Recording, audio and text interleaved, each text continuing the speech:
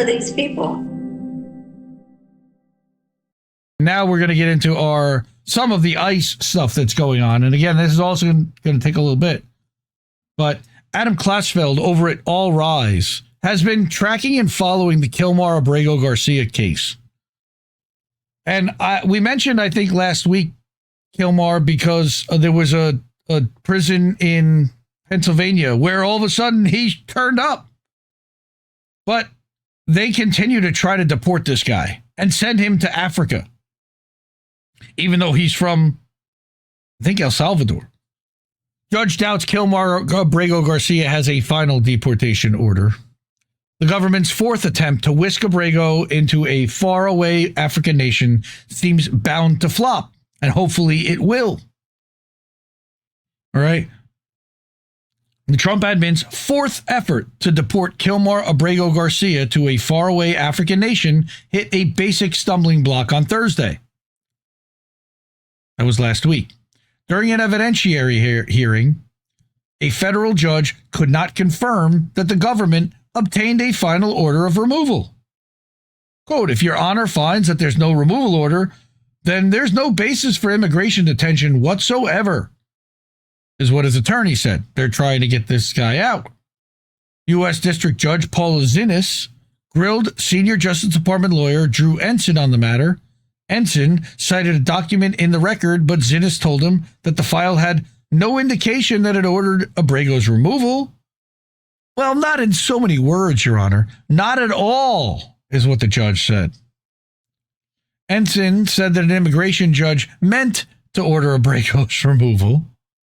Well, whatever the judge meant, she said, this doesn't look anything like a removal order. It's not even close. The Supreme Court precedent of a Zadivas v. Davis bars indefinite immigration detention, generally imposing a 90-day limit after a final order of removal, subject to certain exceptions. It's a key precedent that Abrego's lawyers argue for his release.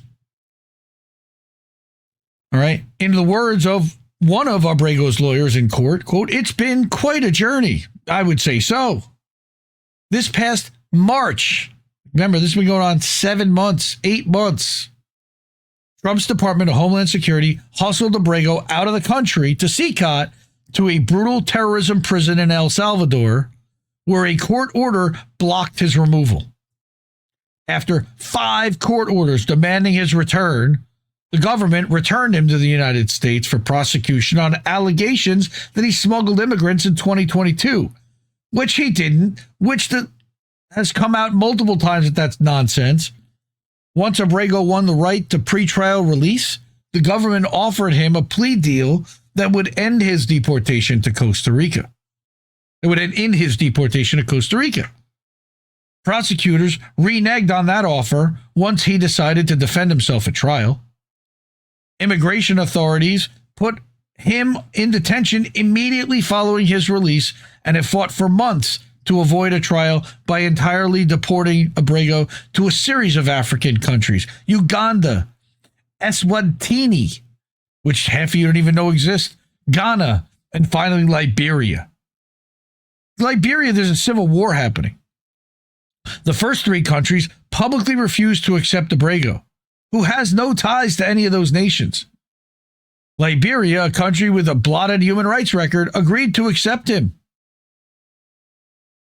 After his initial rejection of the plea offer, Abrego agreed to be deported to Costa Rica, which promised to respect his human rights and not send him back to El Salvador. That's literally all they're asking for at this point. Don't send him to prison for life for not... Again, this guy's not guilty. He didn't do anything. The government has since refused to honor that request. Of course they are, because they're douchebags, insisting upon other countries where Abrego says he fears persecution. The judge, Zinnes, confirmed that the option remains on the table. Quote, if the government wants moot, Abrego is still willing to go to Costa Rica. Is that correct? Yes, Your Honor. He's still willing to go. So the Trump administration can be rid of him, but that's not enough. They want to disappear him to a country where it's guaranteed that he's going to end up dead. They're essentially sentencing him to death. They're sending him to a country where he has no links, no ties, doesn't speak the language. At least he speaks Spanish. In Costa Rica, he can get by. Send him to Liberia? How the fuck's he going to communicate? Early in the hearing, senior immigration and customs enforcement official John Edward Cantu testified that a State Department lawyer wrote a paragraph of his declaration. Cantu, the acting assistant director for ICE's removal division, added that he didn't understand certain words the lawyer used. Really? Zinnes appeared taken aback by the revelation, and she ordered the unsealing of his declaration, which is not currently public. Why? Cantu had been called in part to assess that Costa Rica is no longer available as an option. But Zinnes said that his actual testimony didn't support that. These people have no fucking idea what they're doing. This witness has said nothing today, she said. Ensign argued that Abrego's willingness to accept Costa Rica shows that he has an order of removal. What? Not necessarily. It's a concession because he's been to CCOT and back. You're dealt a hand and you play it the best you can, she said. If she finds there is no final deportation order, she says she believes we're done. Abrego's lawyers have asked the judge to release their client from immigration custody or, short of that relief, keep an injunction in place blocking his deportation until the government can meet the lawful requirements. Zinnes said she now considers the record closed and will issue a ruling at a later time. If he avoids deportation, which he likely won't, he'll stand trial on January 27th of next year. This is insane. All of this is insane. Yeah, why is Kilmar the only one being publicized from all of this? He's not the only one that they are sending to these countries. They've sent hundreds of people there already. Filled up plane loads of them. Yes, totally agree. All right, fuck ICE for this. Like, this is Homeland Security, ICE, Stephen Miller, the Trump administration, a concerted effort. Because they were embarrassed that they couldn't disappear this guy. And that Chris Van Hollen went and got this guy out of CCOT. And it got national attention. Bring him home, as that shirt says. Bring Kilmar home. But where is home? Can he really live in Maryland ever again, expecting that he's not going to constantly be persecuted by ICE as long as Trump is president and there's a Republican in the White House?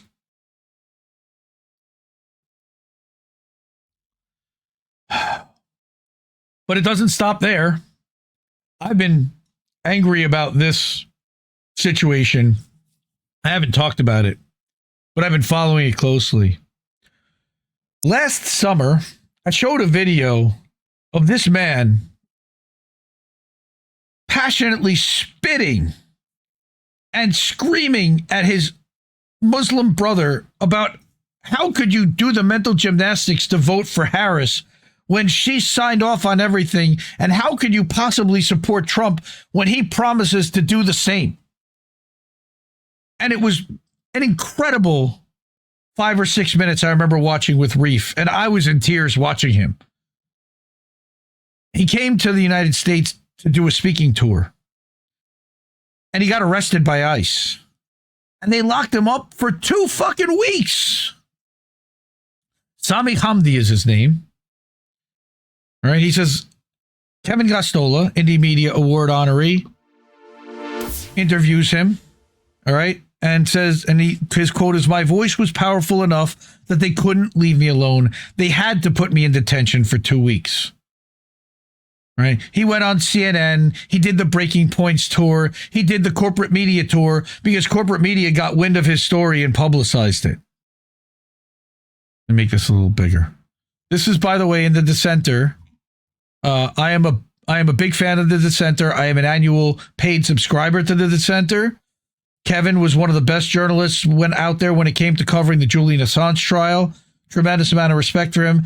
And since Julian has gotten out, he has stayed on journalists being persecuted by governments. And I really deeply respect that. So his article reads, British journalist Sami Hamdi, who was recently released from ICE detention in the United States, once he agreed to leave, recounted what he experienced during an online discussion organized by the Freedom of the Press Foundation, which I have my own issues with. Hamdi had a valid visa and a ticket for a domestic flight to Tampa, Florida, when he was scheduled to speak at a banquet for CARE, the Council on American Islamic Relations.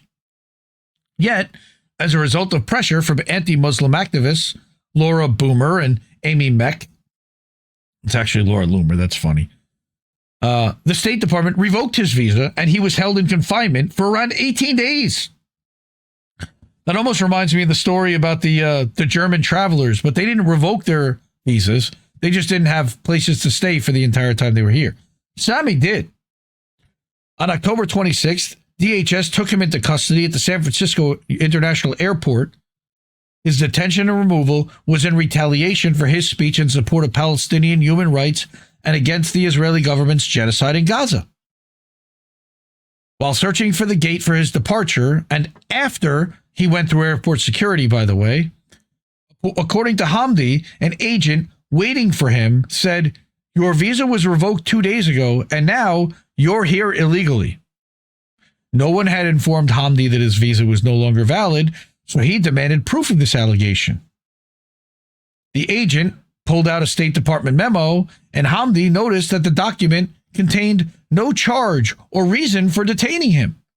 It simply commanded that he be arrested or detained by officers. Hamdi asked if he could buy a ticket to London and leave the country, but the agent said, "That's not how this works." Then 5 agents appeared around him. They escorted me out of the airport, and I find a black car with tinted windows waiting for me. They said to me, "Sir, please get in the car." And I said to him, "This feels like a movie. I've seen this, where you throw somebody in the car, etc. I'm a British citizen with rights. I'm not getting into that car. I want to use my phone, call a lawyer, call someone who can advise on my rights and what to do in this situation." Only one problem. He was granted 1 minute. So he called CARE, and they said to find out where you're going, and the agents wouldn't tell him.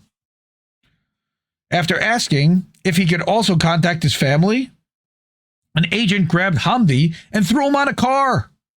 They handcuffed his hands behind his back really tightly. He was thrown in the car and driven half an hour to an ICE processing center. Now remember, they're not jails, they're processing centers. That's what Alligator Alcatraz technically was too. Agents, as Hamdi recalled, put him in a cell. He waited 2 hours until they came and handed him a piece of paper that said he was guilty of what he was charged with doing and that he agreed to the deportation order. What? Of course, Hamdi refused to sign the order because he had a B1, B2 visa that permitted him to visit the U.S. for 6 months a year, and it was valid until 2028. When Hamdi would not agree to his removal, agents took him to the back of a van. And this is wild. I mean, I expected maybe in Tunisia, where my father's from, but in America, this was a very surreal experience. In the van, Hamdi sat with cuffs on his hands and legs and a chain around his body. Nobody would tell him where the agents were taking him. The trip took 4 to 5 hours, and he was unloaded from the van and put into a black car at one point. Hamdi was brought inside an ICE detention center in McFarland, California, commonly referred to as the Golden State Annex. He watched an agent during check-in ask a Latino man about his country of origin. The man jokingly replied Afghanistan, which led the officer to say, "Your people want to kill my people." The Latino man looked terrified and immediately he regretted the poor joke. The officer's comment was an insight into the mentality of the people guarding detainees. Don't fuck around, don't joke around, they have no sense of humor. Hamdi recalled being brought to a hall with nearly 100 people that was clearly overcrowded. He was granted 5 minutes to make calls to his lawyers and family. Soon after, he had a meal, too. Sweet corn with black spots on it and beans that tasted like they were past expiration. Gross. During detention, there was a period where he felt agonizing pain. He asked for medical treatment, yet hours went by without any doctor visiting him. A guard then told him that the doctor had been around for the past 3 hours. In order to see the doctor, the guard suggested that he drop on the floor right now, otherwise they wouldn't agree to see him. Hamdi also recounted how he was told that ICE would be taking him to Fresno. The fear was that he would be flown to Texas or Florida. Again, he was cuffed tightly and transported to this facility. Why are they moving people around? How is that cost effective at all? 15 people in a small cell were handed yoga mats for sleeping. Ever been on a yoga mat? It's literally like this tiny thin piece of foam. The officers would not remove the cuffs. They're in the fucking cells. I'm going blue, he told the guards the following morning. They dismissed his complaint. In Fresno, he was informed that his court date on November 6th was pushed back to November 10th.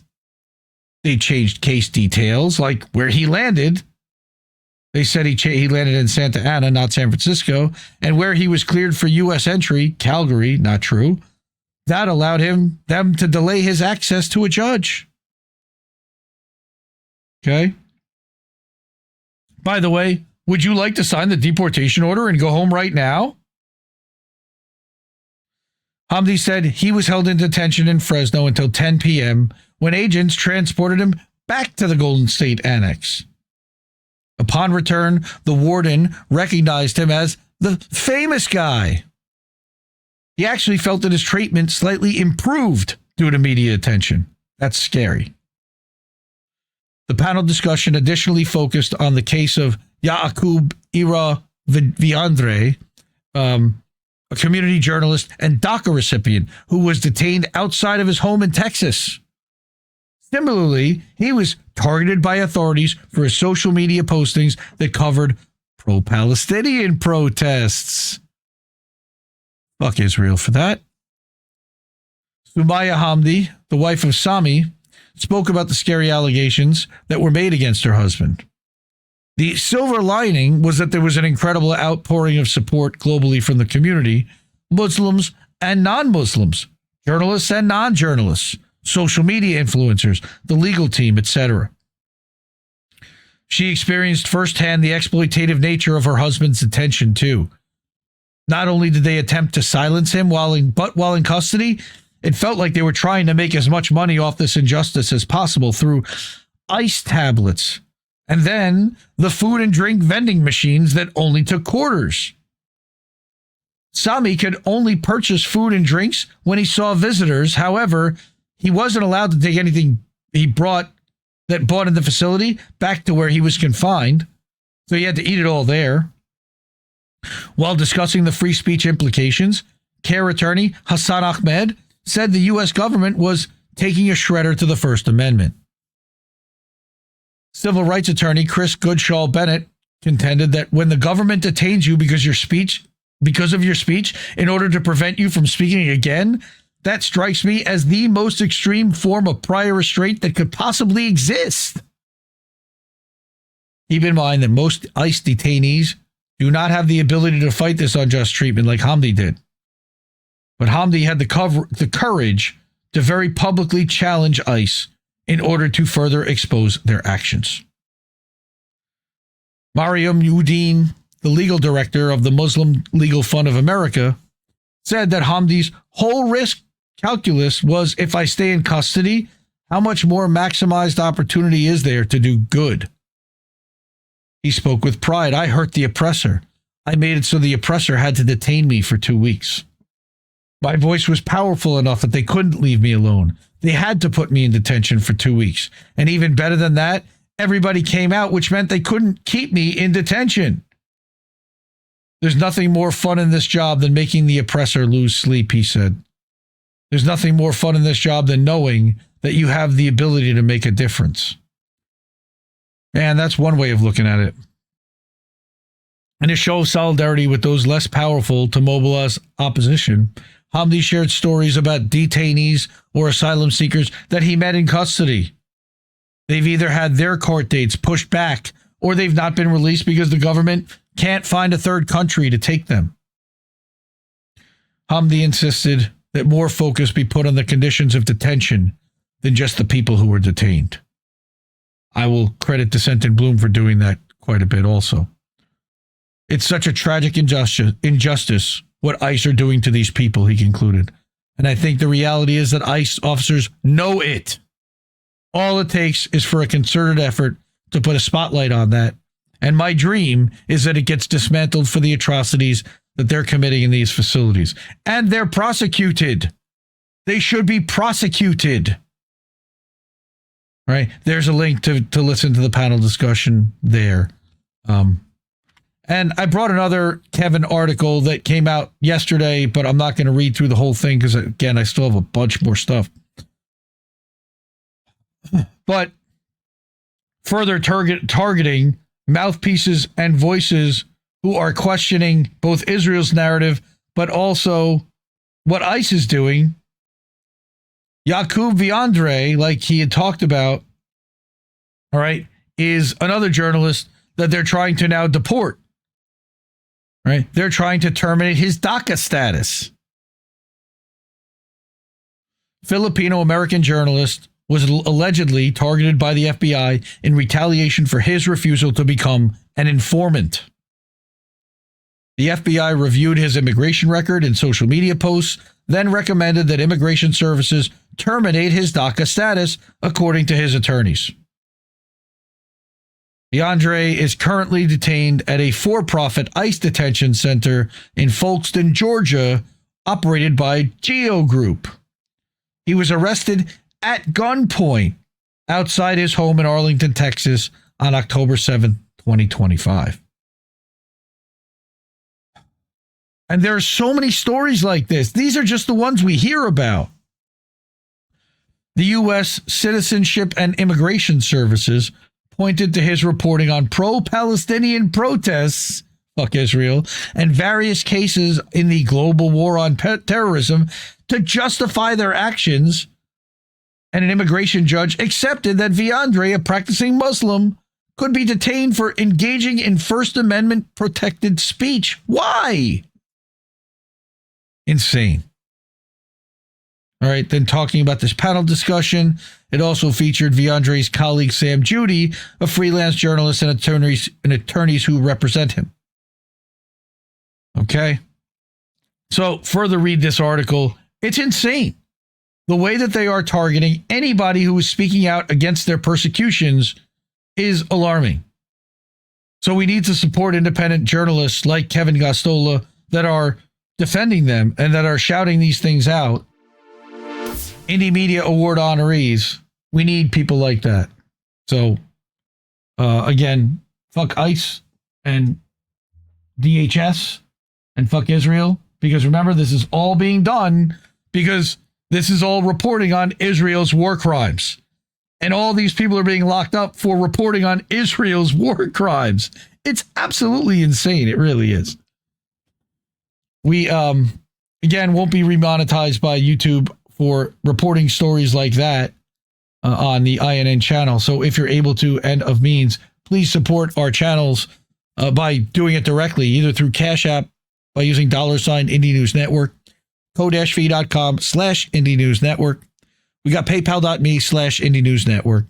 At IndieNewsNow.com, again, the name of the show, but also a website where you can get current news and watch the show live and get linked to pick up merch, INN merch. Christmas is coming up soon.